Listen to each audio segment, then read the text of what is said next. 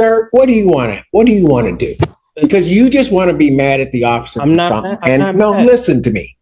You want to be mad at the officer. I would be mad at the officer too if there wasn't a valid reason, which is the only reason I went through all of this stuff. And what I'm trying to tell you is you need to just chill about it. It doesn't matter. You can sit here all day and night long and try to blame the officer for it. Yeah. Why do you want your plea withdrawn? Just because the situation was misunderstood. As far as like the insurance and the tags, like I understand that. That's why I paid like the day of the ticket.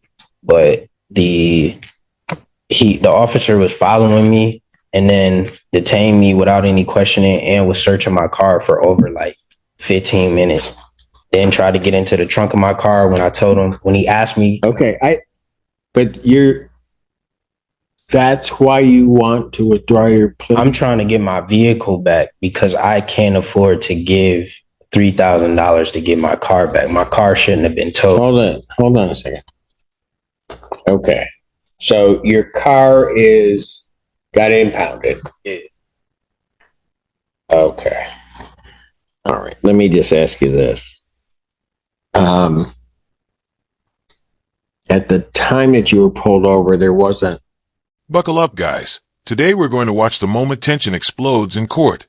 The defendant immediately argues the officer overstepped, claiming a 15-minute car search and trunk probe, while the judge stays calm, pinpoints the motion's real aim, vehicle recovery, and forces the man to state why he wants his plea withdrawn.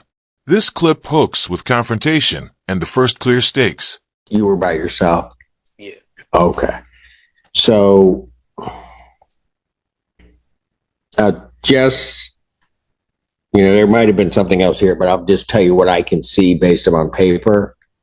The offense took place and specifically I'm addressing your statement that your vehicle shouldn't have been impounded, right? So, the offense or the stop, the date that you came into contact with the police took place on, I have May 14th of 2024 on Carpenter Road. Yes, correct. Right? Near Center Valley. So you're down by Target. Yeah, I was down by Target in McDonald's. Gotcha. Okay, got it. And then just looking for at about 10 o'clock in the morning, right? Yeah, it was about 10. Right. Well, I'm just looking at the ticket. I'm just saying what I can see. Okay, so that's on May 14th. When I'm looking at your driver's license, right? Mm-hmm. The information. Your license, you have an enhanced license that's valid. Yes. Problem is, well, I don't know if it's a problem or not. I have an issue date on that of June 18th of 2024. Of like when they gave me the new license? Is that what you asking? Yeah, no, what I'm saying is this. I have that your license was issued June 18th of 2024. Now, my question is this. Your birthday's in March, right? Yeah, March 10th. Right. So let me just work it through here. Your original license that you received was on March 3rd of 2010. Yes. Right. So that license in 2010, if you get a 4-year license, so 14, 18, 22, and then it should have been 26, which means, well, it looks to me that the license prior to this one that you got in June, there wasn't one. So I went to the Secretary of State and they told me that someone up there made an error in 2016. In 2016? Yeah. And then I ended up taking the driver's test twice. I don't know why someone up there made an error. What? All right. That's what, In 2016, somebody made an error. yes, that's what they told me at the Secretary of State. That's why it showed up on his computer that there was 2 licenses, and he said that one was suspended. And since Where'd the second license go? That's what he told me. That there were 2. Yes, he after he searched my car, and when I told him, he came back to the squad car. He said, "How do I get in the trunk of your car?" I told him, "You don't have probable cause for that, or a warrant. I don't know why you need that." He went back and kept searching. Then he got in the car, and All right, guys, here the judge digs into the paper trail. He reads the license issue dates, spots a June 18th, 2024 reissue, and unmasks a confusing history back to 2010. The defendant stumbles, admits Secretary of State errors and repeated tests, and the judge frames the legal problem. Paperwork, not just anger, explains why officers grew suspicious. This is where confusion turns into legal evidence. I just wasn't responding to him because he wasn't listening to me. And then he said, "Well, you have 2 driver's licenses and 1 suspended, so I'm towing your car." Okay, so here's what. Hang on a second. I don't know anything about the search, and I get that you may be upset about that, but I'm not here to deal with that, right? He said you had 2. Yes. It indicates he had a state ID, expired state ID, and maybe that's where the confusion. But it's like, what? Hold on. The report indicates he had a state ID. Correct. Expired at the time of the stop. And as we learned previously, you cannot have a driver's license and a state ID. Right. So, okay, young man. When did you get the state ID? You know? So I lost my wallet, and that one was old. That's why I went to the Secretary of State to figure that out. Because I was confused. The moment he told my why you went to the Secretary of State when? Right after this, you mean? Yeah. Okay. Right after, because I was confused. I didn't know. And then on top of that, when he stopped me, it wasn't like he was even asking me for any of that. He told me, "Get out the car or I'm going to arrest you." Okay, look, young man, if you want to be mad at the officer, you can be mad at the officer and you can do whatever. It doesn't get me anywhere today trying to deal with your motion to withdraw your plea. Yeah. Okay? So you can tell me all of that. That's not going to factor into anything I have to deal with. Understood? Yeah. So when did you get a state ID? Do you know? Somebody made an error. I don't know. They just this is okay. Let me ask you this then. You got your license, because I can see it from here, in 2010. You would have had to go back on your birthday in 2014 to renew your license, because it would have been a 4-year license, right? Mhm. If you had done that, that license should have been good to 2018. Okay, let me stop there for a minute. You're telling me that when you went to the Secretary of State, you're saying somebody said they made a mistake in 2016. Yes. And this is the second time I've ever even been pulled over. I've never. Well, again, I don't, that doesn't help me. Yeah. All right. I mean, That's what they told me. They had to call HR, all types of stuff to try to figure it all out. And then I even had to take, I took a driver's test twice, and because they needed me to, because someone made an error up there. I got paperwork at home for 2 different. yeah, but that doesn't, Mr. Siller, all you can see is that the only thing he had on him was a Michigan ID. Well, it's officer indicated that when he ran the plate, he said there was an expired state ID. When he ran He ran his name, and When he ran his name. Right. And he came back with an expired state ID and not a license, not a valid license. It's good news. He does now have a license. No, right. And what I'm getting at is, do you know when you got that state ID? I ended up getting robbed, and No, I don't. I'm not. I don't remember because I don't have it on me. What about the one that I'm talking the one in May, the expired one that the officer saw? Mm-hmm. Do you still have that one? No. Okay. So whether there was a mistake or not, I can't say. All I know is this, that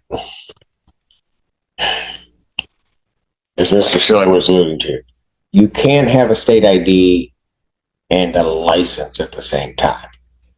So whenever you may have done it, when you went to get, so you would have had about, if they said 2016, and I'm guessing here, but this may make sense. You, in 2016, at some point, you may have lost your license or something happened. You go to the Secretary of State because there would have been no reason for them to have contact with you from, if I just go by the beginning of your license, till 2018. But if they're telling you a mistake is made in 2016, fine. You probably need a photo ID, right? The quickest way for you to get a photo ID, or you could have gotten your license replaced, but somehow or another, you get a Michigan ID. The moment you get that Michigan ID, your driver's license is canceled. And so now what you have is you have a Michigan ID, right? Which is why at whatever point prior to... In this segment, the judge explains the critical legal detail. You can't hold a current driver's license and a state ID at once. He lays out how the expired Michigan ID the officer saw could make it look like no valid license existed, and why that alone justified the officer's suspicion. The clip is tense and clarifying, the legal reasoning that decides whether the stop and tow were lawful. That time that occurred, it could have occurred between 18 and 22, or it could have occurred in that period from 14 to 18.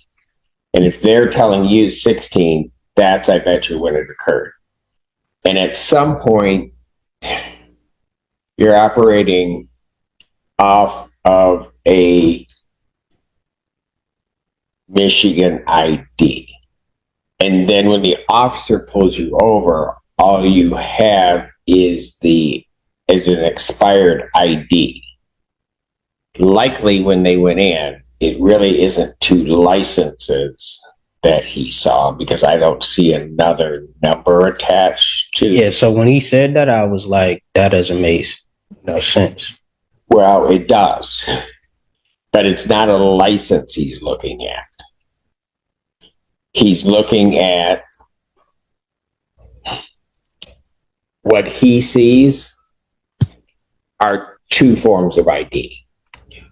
He's seeing your Michigan ID when he's running it. He's seeing your Michigan ID and he's seeing a license. You can't have both. Okay. And so if that's what the officer saw, I can understand his suspicion then, because you can't have two of them. Whether somebody made a mistake or not, it's the Secretary of State, I don't know. I'm just saying you can't have both. So then after this stop occurs, you go to the Secretary of State. They're going to make you're over 18, so they're going to make you basically start again, because at some point, that's why you took the driving test course, because at some point, your license lapsed for an excessive period of time. Okay. And that's going to be the period at which whenever it was, that you had the Michigan ID. Mhm. That's what happened. That's why you become the focal point. Now, it makes sense with what, it may not make sense to you when you're there, and you may think the officer's not telling you something, but I can understand it now because you have two forms of ID. And the only one he finds on you, or that you have, is the expired Michigan ID. But you had said you lost your wallet or somebody took your wallet, so you don't even have your new Michigan ID on you. They just gave me a new one now though, but What? they just gave me a new one now. When? In June? I got it in my No, but that's different. Okay. I'm having to deal with this way too much in my life. That's different than what the officer had you with. The expired one, what he had you with was an expired Michigan ID. That's different than having a driver's license. That may be, but I don't know why you're there in 16. But if something happened to your driver's license in 2016, you go to the Secretary of State. What you want is your license back. And when they're telling you somebody made a mistake, I can't say it's happened. Whatever happens, you get a Michigan ID. That cancels your driver's license. Okay, I understand that. You following me? I'm following. And then as you're just kind of moving along, living your life, doing whatever, at some point, and just looking at it from the Secretary of State side, your license, you just lapsed. It's like you went in and said, I don't want my license, give me a state ID, is how they're going to see it, regardless of what happened when you were down there at the Secretary of State. And then that period in time lasted so long that then after this happens, you go back in, you got to basically start again. Make sense? I mean, that make you happy? Oh, no, that does. No, I understand now. And maybe so that you can sort of understand from the officer's perspective, okay, because you're bringing this up, and maybe to chill you out a little bit. The officer, when they run you, I now get two things. You don't have anything on you except an expired one, right? But I now get two things that come back on you.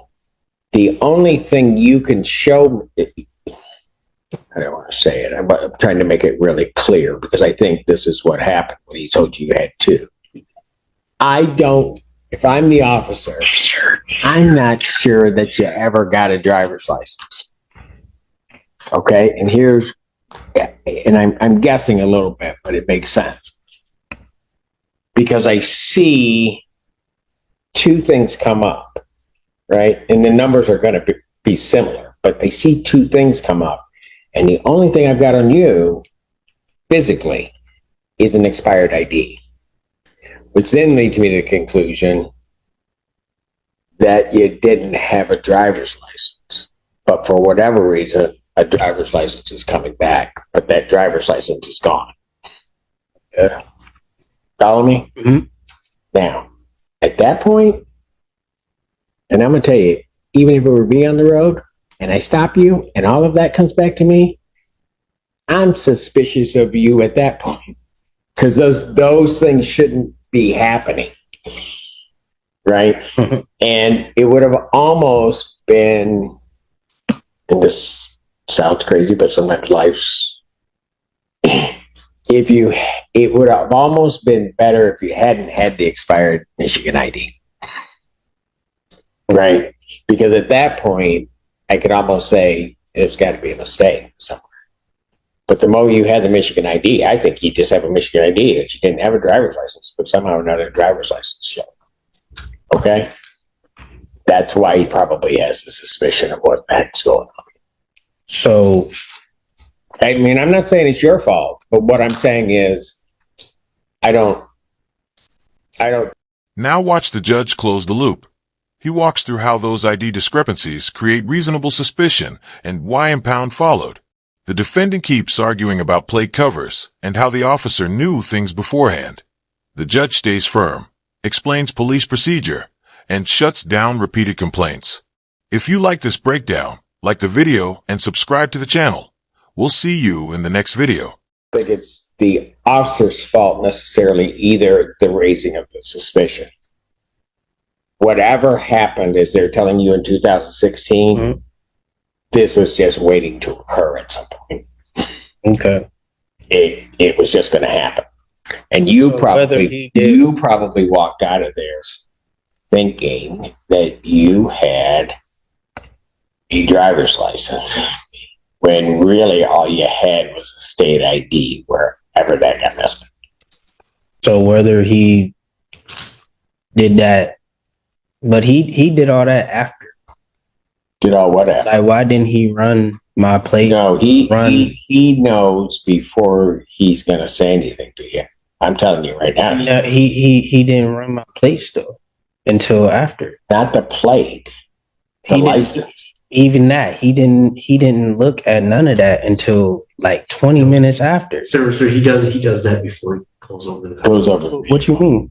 Oh yeah, he knows. He has all the information before he stops. You know how I know he didn't? Look, young man, you can sit here and argue with me. I'm going to tell you what. Do a ride along. You will see. They know it before they necessarily. I'm asking you how. Because how he gonna run my plates when I have a cover over my plate? My Audi is custom. It doesn't. When I put it out, sir, what do you want to do? Because you just want to be mad at the officer. I'm not mad. Listen to me. You want to be mad at the officer. I would be mad at the officer too if there wasn't a valid reason, which is the only reason I went through all of this stuff. And what I'm trying to tell you is you need to just chill about it. It doesn't matter. You can sit here all day and night long and try to blame the officer for it. Because the first question I asked you is, I said, were you alone? And the reason I asked you if you were alone is because the moment you don't have a license, he can't leave that vehicle. That's why your vehicle's impounded. Because that's the first thing you came to me and said. I do understand. So if you want to argue, you can go argue elsewhere. I'm here to just deal with your motion. I'm not mad or frustrated. I'm saying he couldn't have ran my plates. Yes, he could. How are you going to run a plate when the plate got a cover on it? He can see through the new plates that you can cover up.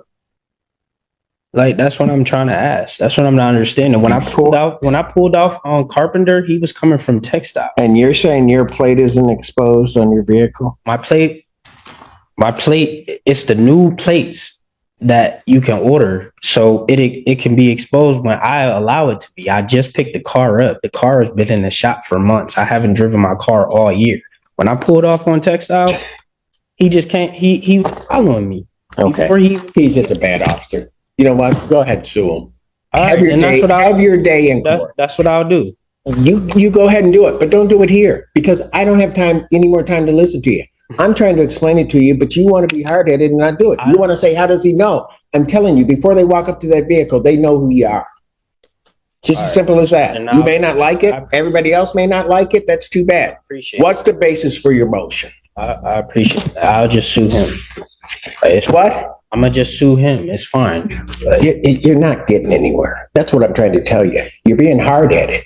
Because I can tell you, why do you think I just went through all of it?